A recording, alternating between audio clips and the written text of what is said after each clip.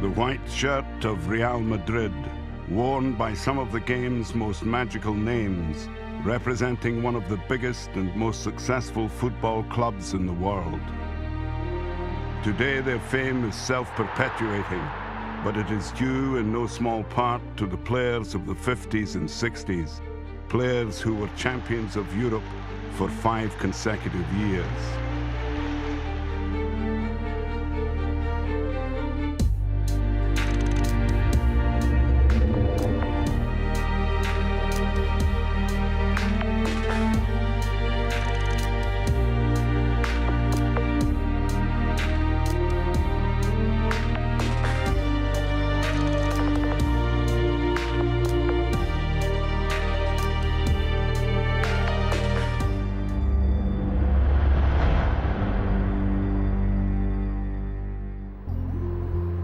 The Santiago Bernabéu, Real Madrid's home since December 1947. It is one of football's most famous stadiums, housing one of its most famous teams. But this was not always so. Many fans won't know this, but Real Madrid were on the verge of going down to the second division. For a joke, the fans at the time used to say we have a first division stadium and a second division team. In 1955, the stadium was renamed in honor of the club president at the time, Santiago Bernabéu Stadium, and a dynasty was born. Santiago Bernabéu was a really incredible president. He had an extraordinary talent, an incredible vision for signing quality players. Real Madrid possessed a genius in the shape of its president. He saw the chance to create a great team. A former striker and manager of the club, Bernabéu became president in 1943, and arguably his biggest contribution was the acquisition of one particular player, Alfredo Di Stefano.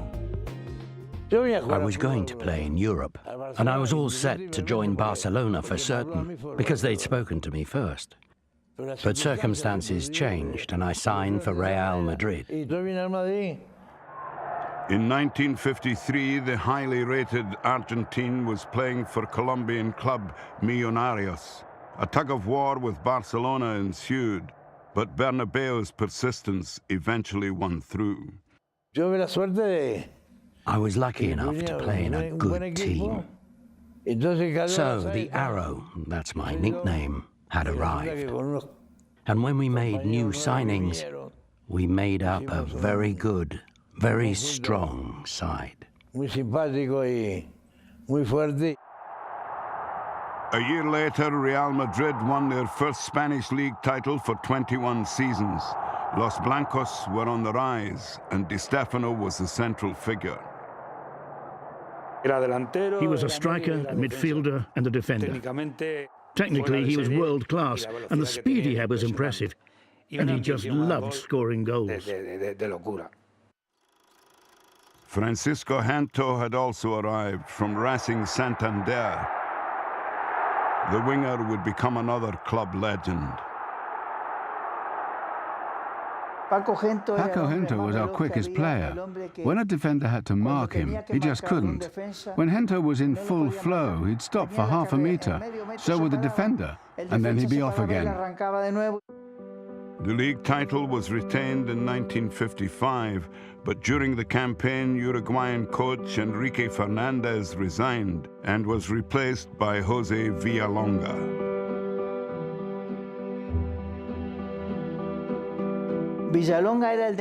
Villalonga was a coach when I joined Madrid. He was a military man and a fitness trainer. In 1955, Real Madrid contested the Latin Cup, a tournament for the champions of Spain, France, Italy, and Portugal. They met French club Stade de Reims in the final in Paris. Argentine striker Hector Real scored both goals in a 2-0 win to claim the trophy for Real. A bigger prize, though, lay ahead. The presidents of several clubs held a meeting with the editorial department of the newspaper L'Équipe, which is based in Paris. In that meeting, they decided that instead of the Latin Cup being contested by just 1, 2, 3, or 4 teams, all teams in Europe should take part, and that's when it was born. The tournament was named the European Champion Clubs Cup and began in 1955. Real Madrid reached the semi-finals and faced Milan of Italy. Real Madrid really went for it. Our game was based on hard work and we were a solid team. And we were always convinced we would win. Such confidence helped Madrid to defeat the formidable Italians 5-4 over 2 legs, including this 4-2 home victory in front of 130,000. So Real Madrid would contest the inaugural European Cup final on the 13th of June 1956 against familiar foes Stade de Reims at the Parc des Princes, scene of their Latin Cup triumph the year before. Madrid fell 2 goals behind inside the first 10 minutes, but Di Stefano and then Real established parity before the break. Second half strikes from Marquitos and Real again ultimately produced a 4-3 victory. History had been made. Real Madrid were, officially, the first champions of Europe.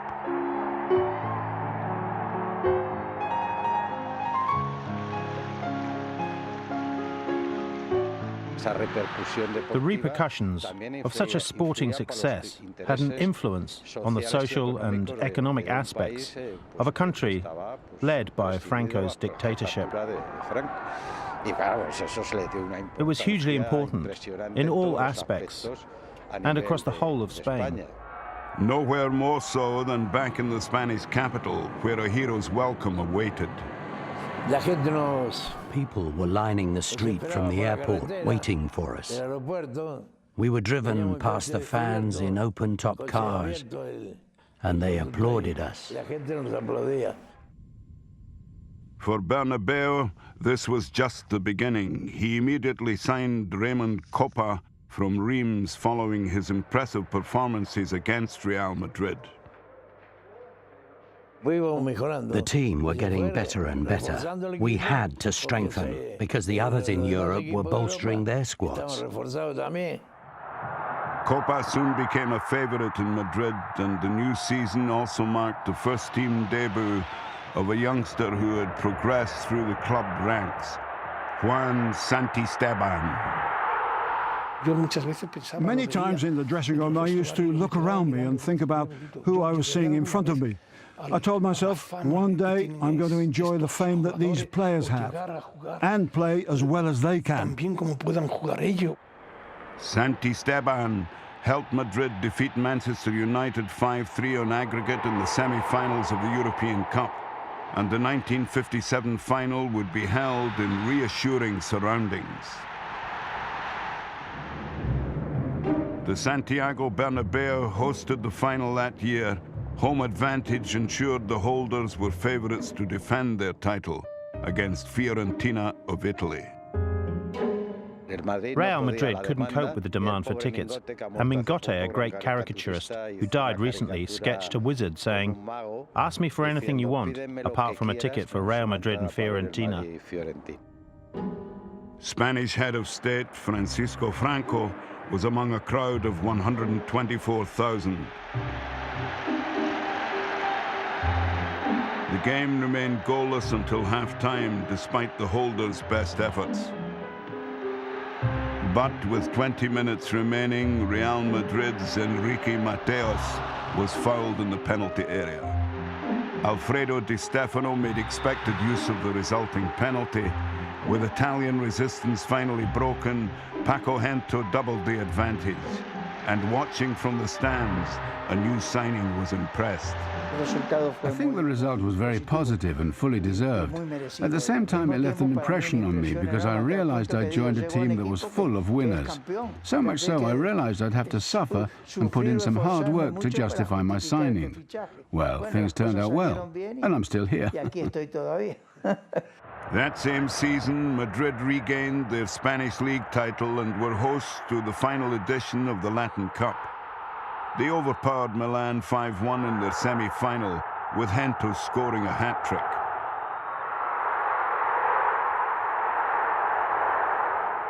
In the final, they met Portuguese champions Benfica. Di Stefano scored the only goal. At the time, it was an important tournament, but only the Latin countries took part in it. And it was a battle because Real Madrid were desperate to win it, and the rest wanted to beat us. So there was a rivalry and a chance to be the best. But shortly afterwards, manager Jose Villalonga fell out with Bernabéu, who replaced him with the Argentine Luis Carniglia from the French champions Nice. The following season, after demolishing Belgian champions Antwerp 8-1 over 2 legs, Madrid eliminated Sevilla 10-2 on aggregate in the quarter-finals, including this 8-0 annihilation at the Bernabéu.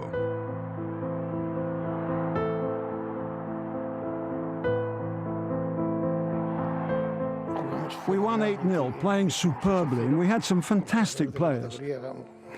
It was a game never to be forgotten because of what it stood for, with a view to the future. It gave us the confidence to keep on going. Madrid confronted Milan in the European Cup final in Brussels shortly after keeping their Spanish league title. The best of all was against Milan, which was a very tough and difficult game. That's because Milan had become stronger, thanks to the arrival of some quality players. Milan had a great team. I remember the player I marked called Grillo, an Argentine. He was a fantastic player.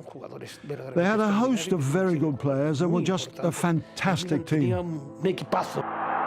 4 goals were shared over 90 minutes. For the first time, the European Cup would be decided in extra time. We won 3-2 after extra time, thanks to a goal by Gento. It was an end-to-end game and could have been won by either side. It was another of those satisfying moments which we enjoyed on a regular basis. But Milan could easily have beaten us as well. The citizens of the Spanish capital were used to political upheavals, but few foresaw how the Hungarian Revolution of 1956 would affect Real Madrid. Around 200,000 Hungarians fled their homeland, among them Ferenc Puskás, who'd impressed for club, Honved and country during the 1950s. But when he joined the European champions, his fitness was a concern. They went to the Italian border, but they weren't allowed to play there, of course, because they were banned. So he came here, overweight. Ferenc Puskás came to Real Madrid, aged 31, and was 12 kilos overweight. The coach, Luis Carniglia, saw him and told Santiago Bernabéu and Antonio Calderón, the club treasurer, "He's a lost cause, so I'm not picking him." Bernabéu replied, "Your job is to get him fit, make him lose weight. That's what you have to do. And don't mention the subject to me again. We want him." He spent 3 months here without playing. He trained and trained until he eventually got in the team. As soon as he did, he showed his talent and his reputation as a top-class player. Everybody said he was overweight, carrying excess. Well, from being a fatty, he turned out to be a phenomenon. He was a key player for our team and someone who'd shoot from a long way out, 30 to 35 meters, and score. With Puskás excelling, Real Madrid reached the semi-finals of the European Cup for the 4th successive season. Their president had been a motivator. When that season got underway, Santiago Bernabéu said to the players, If you win the European Cup for the 4th time, it will be a tremendous achievement.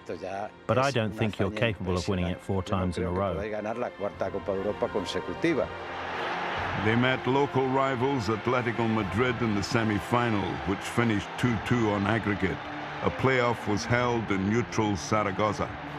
It was a rivalry between 2 teams from Madrid. Each wanted the bragging rights that were at stake. Neither wanted to lose face, especially because they were up against a team from the same city. With the game level at 1-1, Puskas's goal just before half-time settled the tie. The feeling was one of complete relief because the pressure of having to win was so strong that you were thinking about the game 2 weeks in advance. Once it was played and we got through, we took a rest mentally, and that allowed us to prepare ourselves for another final. This time Madrid travelled to Stuttgart in West Germany, where they once again met old adversaries Reims. A healthy but friendly rivalry had been established between Reims and Real Madrid. But Real Madrid were the finished article. We worked hard and we were confident we'd win. There was never any overconfidence, though. 4 years earlier, Madrid had been 2 down after 10 minutes against the same opponents. This time, however, Enrique Mateos put Madrid ahead in the first minute.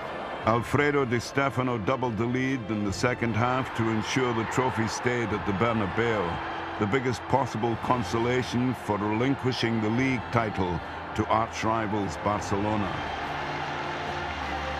It sunk in that we'd won the trophy 4 years running, but we never thought we'd have the chance to win a 5th. Albeit with a new manager, former captain Miguel Muñoz had been appointed. The decision was questioned in some quarters, since he had retired from playing only the season before.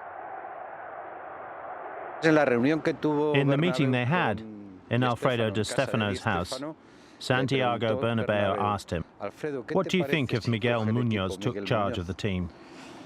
He replied, "Santiago, you never know.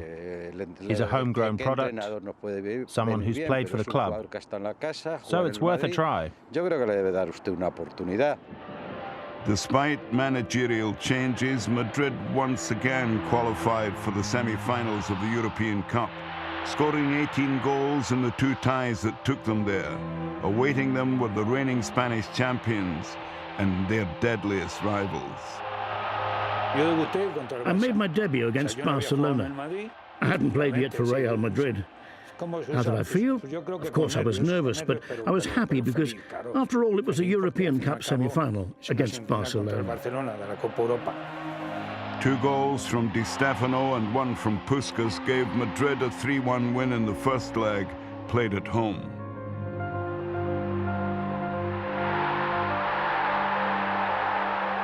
It was hard for us, but I do think that we had the best team in the world, by a long way, and that's what the results showed. At the Camp Nou, Muñoz looked on as his all-conquering players won the second leg by the same scoreline to reach the final for the 5th year in a row. It seemed that everyone wanted us to lose. Well, not the Madrid supporters, but the rest were really desperate for us to lose so that our winning streak would finally come to an end. The 5th European Cup final was to be played in Glasgow. Madrid's challengers would be Eintracht Frankfurt of West Germany, a team that had slaughtered Rangers of Scotland 12-4 on aggregate in their semi-final. I think it was the game in which we were under the greatest pressure. We were getting on a bit. We were getting older, and the Germans were younger than us. They'd just enjoyed a great season, so they arrived convinced that they would beat us. Real Madrid's team that day will never be forgotten. They had a 3-man backline and 2 designated midfielders. Di Stefano, deployed just behind the front pair of Del Sol and Puskas, surged ceaselessly up and down the field. but it was the Germans who took the initiative. They took the lead with a move in my area of the pitch. The right winger made a run.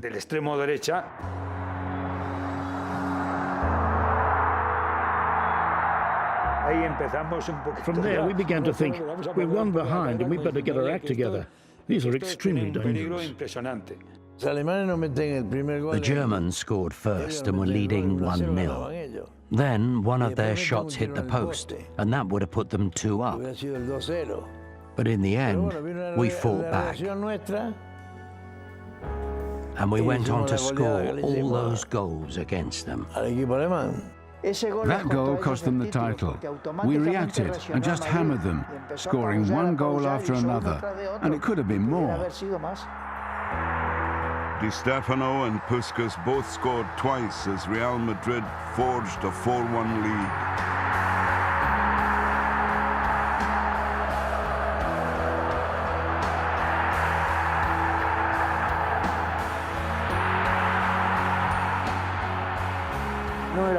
It wasn't easy. They weren't a team with a big reputation, but they were like any German team.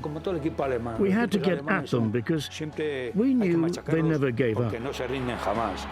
We had a big lead, but that aside, what we really wanted was to humiliate them. They did that all right and enthralled the football world. Puskas scored 4, Di Stefano 3. The result, Real Madrid 7, Eintracht Frankfurt 3. He scored 4, I scored a hat-trick. He beat me by 1. He was amazing. That game's gone down in history because 10 goals were scored, 7-3 in a final. That's a lot of goals.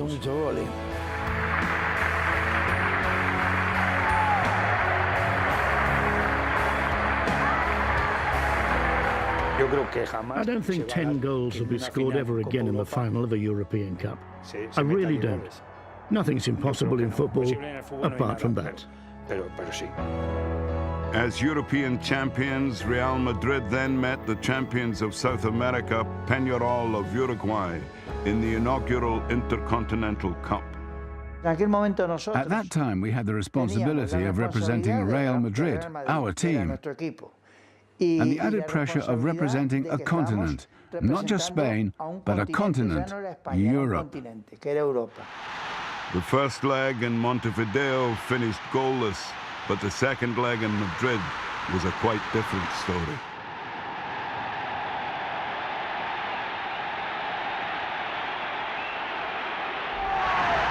After 10 minutes, we were winning 3-0, and we also hit the post 3 times. That told us that we were going to win the game. We won, and won convincingly. 5-1 in fact, a result that made Real Madrid football's first club world champions. It proved that we were the best team in the world. We had a fantastic team. But we were all getting older. Alfredo was getting older. Others were as well. Of course, even their glory had to fade. The following season, Barcelona extracted revenge by eliminating the 5-time champions 4-3 on aggregate in the first round.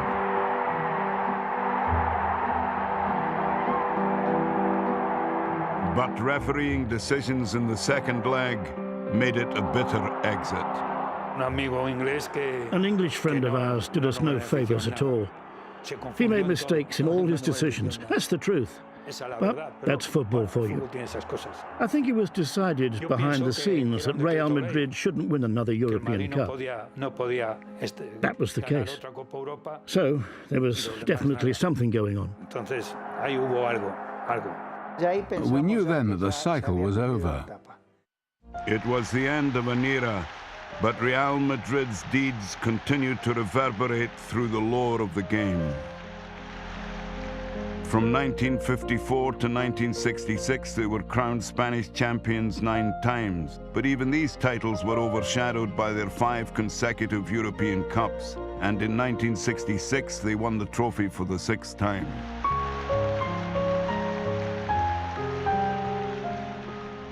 We provided excitement for the whole country because we saw Spain united after the problems the country had suffered back then.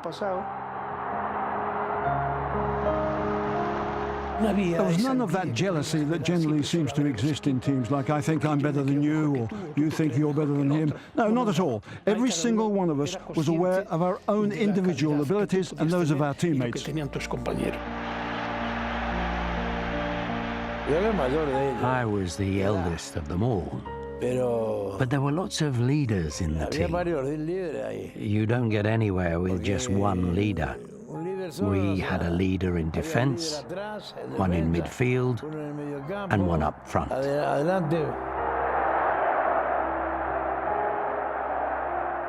It's only now that you realize what impact playing in that final has had. It's only now you become aware that winning the European Cup is the ultimate. Sadly, most of them are no longer with us, but their achievements will live as long as football. Real Madrid, the archetypal champions.